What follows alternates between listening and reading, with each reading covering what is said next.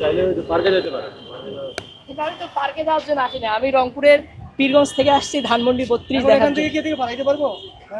পার্কে যেতে পারেন, কিন্তু এই রোডে যাওয়া যাবে না, বাড়ির সামনে দিয়ে যাওয়া যাবে না, এটা হলো বাইশ। এখন মানে বাড়ি দেখা ওইটা দেখা বন্ধ আছে না, পার্কে দেখা যাওয়া যাবে? পার্কে চলে যেতে পারেন। আপনি কথা কেন এসেছেন যদি জানতে চাই আপনাদের? এই তো আমি রংপুরের পীরগঞ্জ থেকে এসেছি, আসলে আমি ঢাকা ভ্রমণে বের হয়েছি।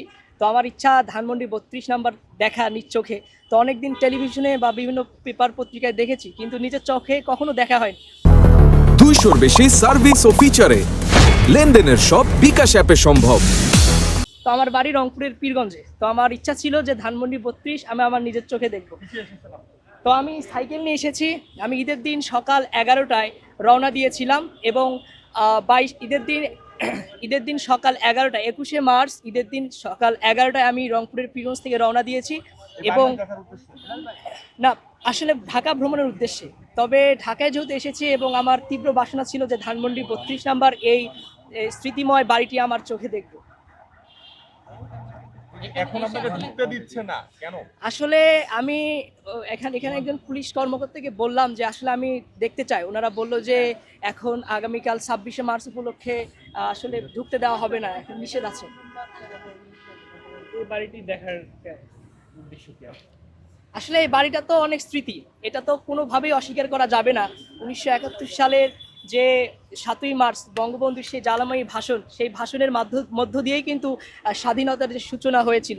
অবশ্যই কিন্তু বঙ্গবন্ধুকে কোনোভাবেই আমরা অস্বীকার করতে পারি না। আমাদের দেশের যে সৃষ্টি, এর পিছনে কিন্তু অবশ্যই তার অবদান আছে। কারণ বঙ্গবন্ধুর যদি অবদান না থাকতো, তাহলে কিন্তু 1971 সালের যে 7ই মার্চ, সেই 7ই মার্চে কিন্তু তার ভাষণ শোনার জন্য লক্ষাধিক মানুষ কিন্তু সোহরাওয়ার্দী উদ্যানে একত্রিত হতো না। এজন্য আমি বলতে চাই, অবশ্যই কিন্তু তার এই দেশের ইতিহাসে এবং আমাদের বাংলাদেশের সূচনা লগ্ন থেকেই কিন্তু তার অবশ্যই অবদান আছে।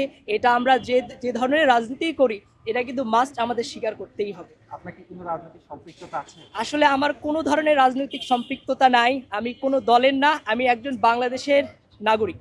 তাহলে আপনি এখানে কেন আসেন? আসলে আমার উদ্দেশ্য ঢাকা ভ্রমণ। আমি রংপুরের পীরগঞ্জ থেকে 21শে মার্চ সকাল 11টায় ঢাকার উদ্দেশ্যে রওনা দিয়েছি। প্রায় 270 কিলোমিটার পথ অতিক্রম করে আমি 22শে মার্চ রাত 11টায় ঢাকার আগারগাঁওয়ে আসতে সক্ষম হয়েছি। এবং সেদিন থেকেই ঢাকার বিভিন্ন এলাকা আমি ঘুরে ঘুরে দেখছি, এবং আমার ইচ্ছা পুরো বাংলাদেশটা এক্সপ্লোর করা। So whenever I get time, I just travel everywhere by riding a bicycle. So traveling makes me really happy. আচ্ছা, এই যে পুলিশ এখন যে ঢুকতে দিল না, আপনার কাছে বিষয়টা কেমন লাগছে? এটা আসলে একজন বাংলাদেশের নাগরিক হিসাবে যে বিভিন্ন ধরনের রেস্ট্রিকশন, এটা কিন্তু কোনোভাবেই মেনে নেওয়া যায় না। এটা আমাদের গর্বের জায়গা। আমাদের এখানে একজন বাংলাদেশের নাগরিক হিসাবে আমরা কিন্তু এই সব জায়গা ভ্রমণ করতেই পারি। আপনারা হয়তো জানেন যে মার্কিন যুক্তরাষ্ট্রের হোয়াইট হাউস পর্যন্ত কিন্তু আমরা যেতে পারি, কিন্তু বাংলাদেশের যে বিভিন্ন জায়গার লিমিটেশন, আপনি গণভবনে যাইতে পারবেন না, বঙ্গভবনে যাইতে পারবেন না, আসলে সুপ্রিম কোর্টে ঢোকা যায় না, সব জায়গায় কিন্তু অনেক রেস্ট্রিকশনের মধ্য দিয়ে। তো আমি চাইবো বাংলাদেশ থেকে এই ধরনের রেস্ট্রিকশন তুলে দেওয়া হোক, সব কিছু জনগণের জন্য উন্মুক্ত করা হোক, যেহেতু দেশটা বাংলাদেশের, আমার আপনার সবার। এবং আমি চাই বাংলাদেশের মধ্যে কোনো ধরনের রেস্ট্রিকশন না থাকুক, সবাই অবাধে আমাদের যে স্মৃতিময় জায়গাগুলো সবাই হাত দিয়ে স্পর্শ করতে পারুক, এবং সবাই এই জায়গাগুলো এক্সপ্লোর করতে পারুক। আচ্ছা, আওয়ামী লীগের নেতা কর্মীরা আজকে আসার কথাই, এজন্য নিষিদ্ধ করা হয়েছে জনসাধারণের প্রবেশ। আসলে আওয়ামী লীগ কে বিএনপি, এটা আসলে আমার কোনো বিষয় না। আমি একজন বাংলাদেশের সচেতন নাগরিক হিসাবে এখানে এসেছি। আমি আগেও বলেছি, আমার কোনো রাজনৈতিক দলের সঙ্গে সম্পৃক্ততা নেই, এবং আমি মনে প্রাণে বিশ্বাস করি বাংলাদেশের ইতিহাসের পিছনে, বাংলাদেশ এই জন্মের পিছনে আমাদের বাঙালি জাতির জনক বঙ্গবন্ধু শেখ মুজিবুর রহমানের অবশ্য অবদান আছে, এবং সেই দিক থেকেই কিন্তু আমি এসেছি।